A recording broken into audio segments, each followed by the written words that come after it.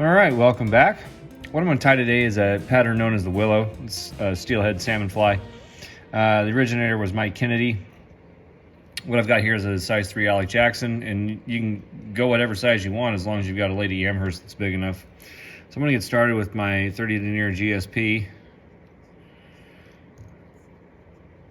And just put a nice little thread base down.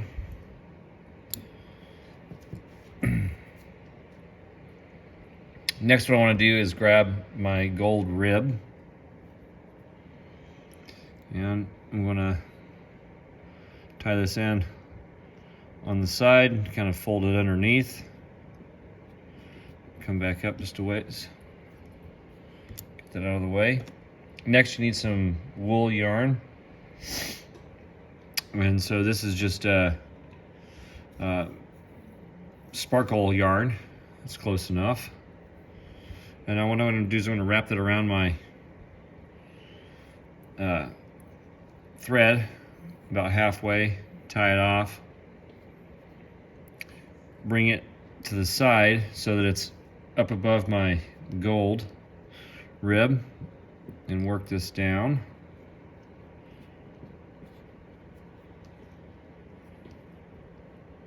Trying to trap all those little hairs as they stick out originally for the underbody.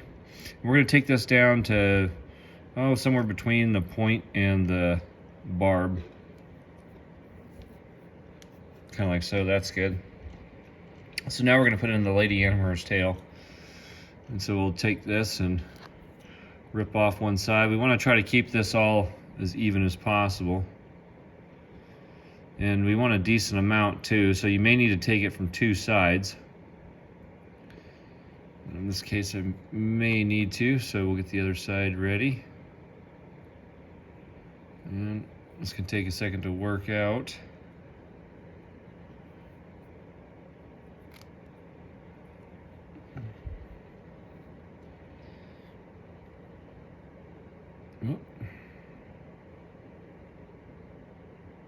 Yeah, I'm gonna grab that other side real quick. Do it off camera so I don't have to chew it more time than it's necessary.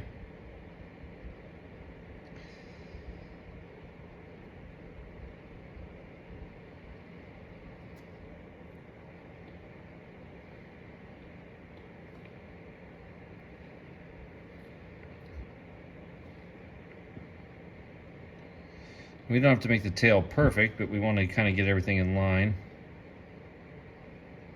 So I want it kind of full.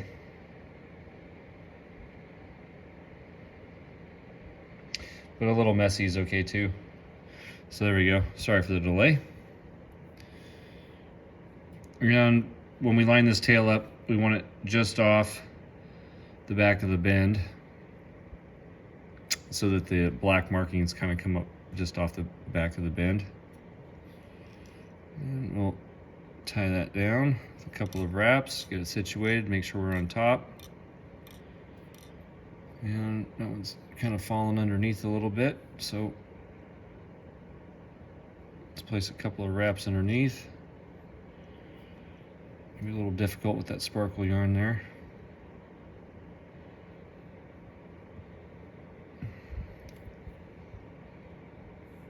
No, that's pretty good.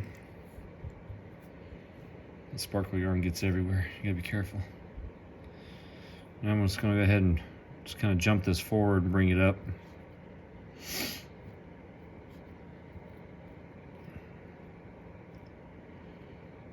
And if you got a little gap right there, you can kind of just roll that into that gap to help cover that up just a little bit as we work back up onto the return. Helps a little bit. Kind of mash everything together and wrap back and forth just a fuzz. Okay, so next what I want to do is make sure I get my gold rib out of the way. And the reason I doubled this over is because of how much this frays. So if you lick your fingers and start to draw them together, they'll start to stick. And so then we can twist this together and make our rope just a little bit bigger.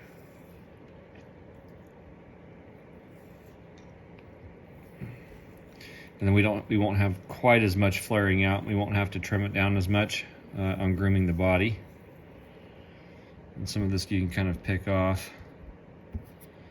If you're careful, you can burn it. I want to go the other way.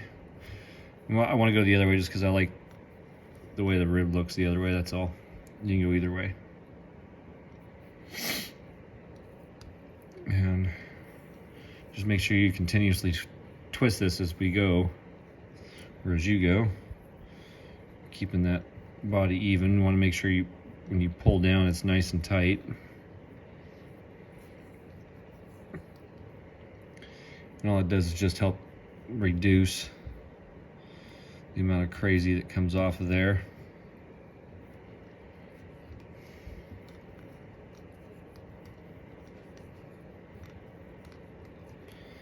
And we want to bring this all the way up, typically past the return, because this just fills up that gap real nice. And we don't have a ton else that comes up here except for a hackle and a wing. So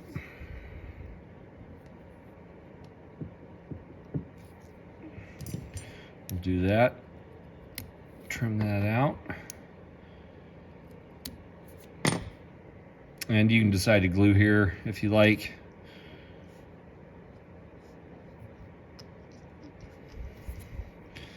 And now to clean this up, what I like to do, I just lick my fingers, draw it all up. We don't have to make it 100% perfect.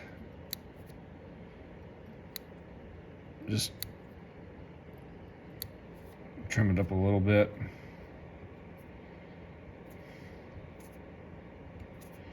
Get all the extra long ones out. All the short stuff's cool. All right, now we can just go ahead and rib this fly. And put one nice and tight into the back to kind of lock down that tail.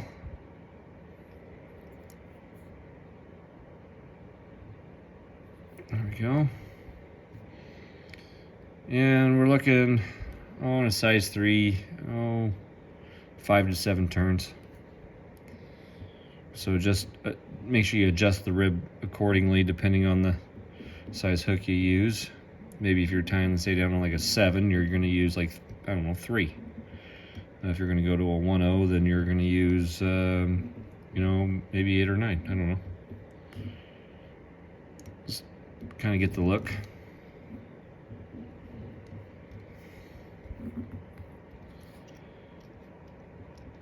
Okay. And again, you can glue that down if you want right there.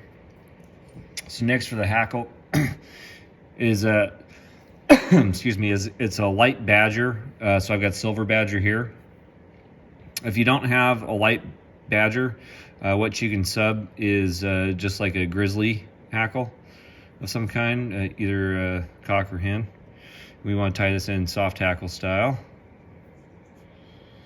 Bring this forward, flip it over, bring it to the back. I got to be a little careful with these because this cape has been pretty typically very delicate stem for me, so we have to take just an extra second here. We want to double the hackle over. There's numerous ways you can double the hackle over. Ryan Houston's got one of the best videos on doing it, but you better have some dexterity in your fingers and be willing to practice. But it is a really fantastic method. I'm going to bring this up just a little bit. We don't need to get a ton of turns in here.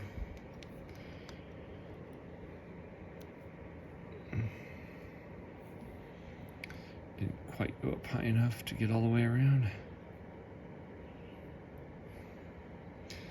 So we'll just go ahead and kind of double this over and go with the old collar.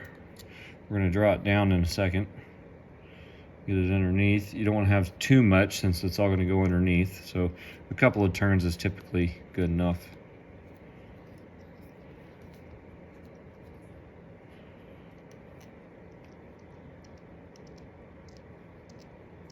Tighten that down real nice.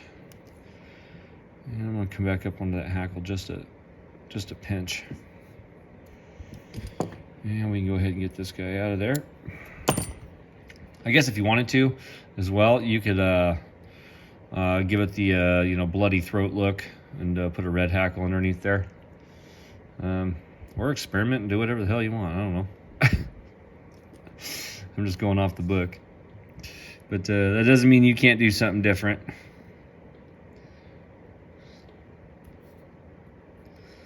Get some of these hairs out of there that I don't like.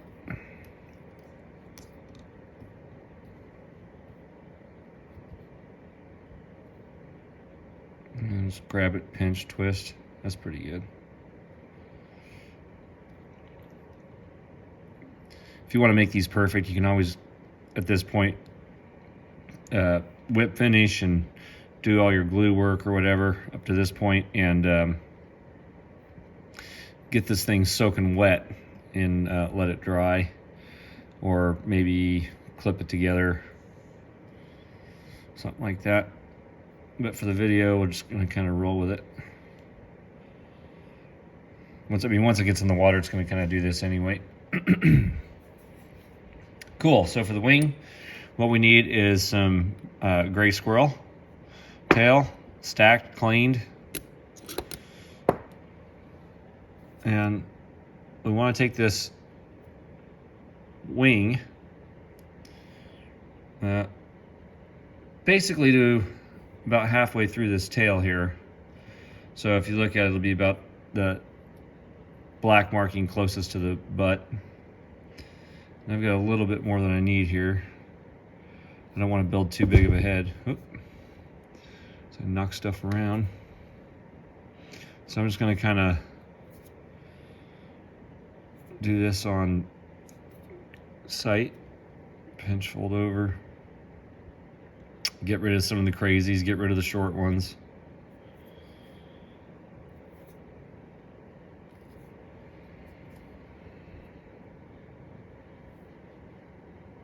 Until I can just break this down and have a nice wing. This is pretty full. Squirrel hair, or squirrel tail for sure. Not squirrel hair, not body hair, but squirrel tail will, or can, really be deceiving on how much it is that you really need to have in there. And that's a pretty full wing. So I'm gonna just kind of pluck away at this for a second.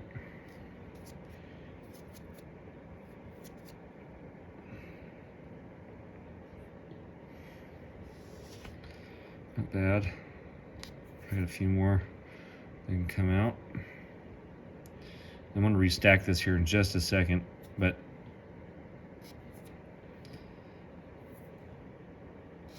and the clump here is not very big. I mean, it really isn't. The diameter would be something similar to the diameter of, say, like a pea. You know, just like a green pea that comes out of like your canned green peas kind of thing. And by the time I'm done with this, it'll be half of that. But you want to be able to have enough that you can take a look at how it's going to lay along the fly. And if you have too much, it's going to pop your wing way up. And you're going to have a really nasty step at the head. So, we don't want either, if we can avoid it. Okay, just get rid of a couple more. If you're not careful, you'll dwindle this down until it's nothing. So I'm going to go ahead and lick it at this point, just to help line it up where I want the wing, because it's kind of what's going to do it's in the water anyway. If you've never seen squirrel move in the water, man, it's got some ridiculously cool movement. You want to make sure your thread's back up onto your collar. And do a pinch rip. Whoop.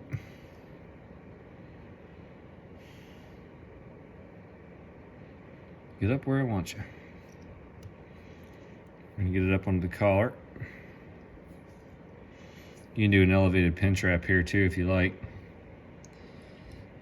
That actually looks pretty good.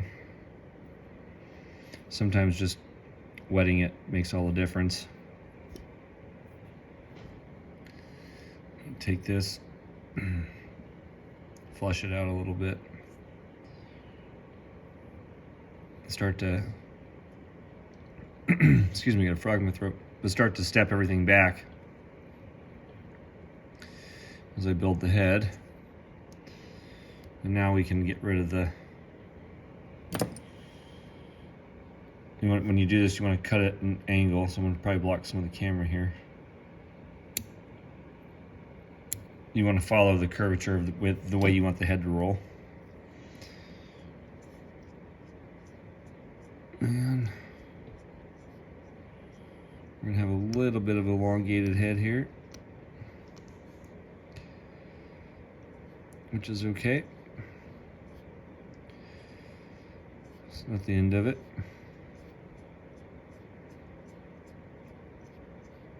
It's one of these things I like about, or one of the things I should say I like about 30 denier GSP is you can really crank and torque on it. And well, that wing popped up on me further than I want. It's okay. Just gonna get it, look it all together, kind of bring it to the back. I'm gonna do a colored wet whip here.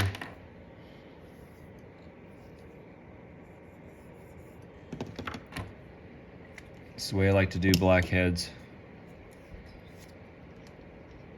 Just helps really lock everything down.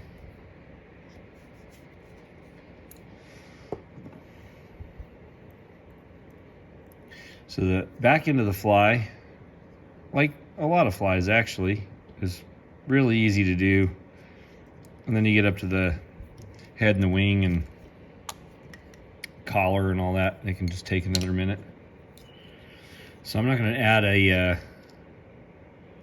UV finish to it, which I will do after I'm done tying this, which is what you saw in the thumbnail. But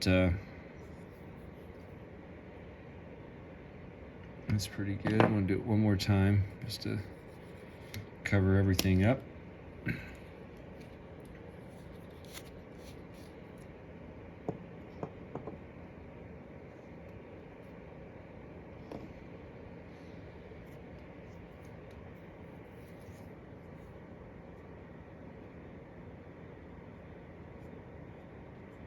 You know, it looks like it's building up a lot of bulk, and it's just a bunch of wet glue. So you don't have to get crazy with your whip finish here.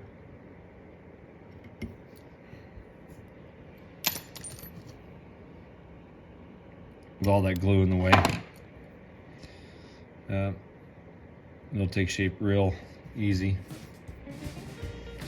And there you go. I'm gonna let this dry for a minute, and then I'll go ahead and get the UV on it. So there's the Willow of the John Shuey book. If you liked the video, I'm gonna play with this wing for just a second, but if you liked the video, always appreciate a thumbs up, like, subscribe, and share. And as always, everybody, happy tying, take care, and we'll see you next time.